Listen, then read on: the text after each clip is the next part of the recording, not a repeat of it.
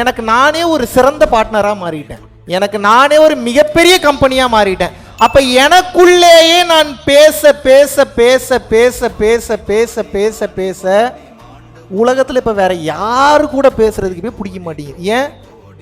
இந்த வேகம், இந்த ஸ்பீடு, இந்த இன்டெலிஜென்ஸ், இந்த ஸ்மார்ட்னஸ், இந்த டிவைன் குவாலிட்டி உள்ளுக்குள்ள நம்ம போக போக போக ஒரு வேகத்தில் போகும். அந்த வேகத்துக்கெல்லாம் யாராலையும் வரவே முடியாது.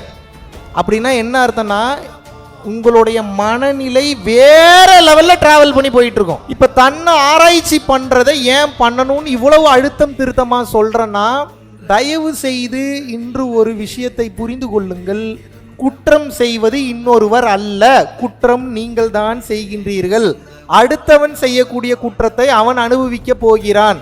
நீங்கள் செய்யக்கூடிய குற்றத்தை ஏற்றுக்கொள்ளக்கூடிய பக்குவம், வலிமை, தகுதி, தராதரம் எத்தனை பேருக்கு இருக்கு சொல்லுங்க பார்ப்போம். ஆமா, நான் இந்த தப்பை பண்ணிட்டேன், சரி நான் திருத்திக்கிறேன். எத்தனை பேர் அப்படி நினைச்சிட்டோம்? நானே சில நேரத்தில் சில கோபத்தில் கொஞ்சம் கடுப்பில் திட்டிடுவேன் கூட இருக்கிறவங்கள, அப்புறம் சாரி கேட்பேன். 24 மணி நேரம் நம்மளாலாம் சரியா இருக்க முடியாது, அவ்வளோ பெரிய ஞானியா நம்ம?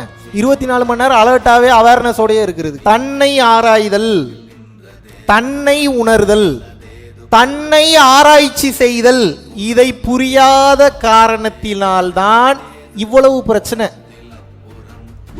எப்பயும் உங்க வாழ்க்கையோட பிரச்சனைகளுக்கு இன்னொருத்தங்கிட்ட பதில் கேட்டு முடிவுக்கு வரணுன்றதே முதல்ல தப்பு.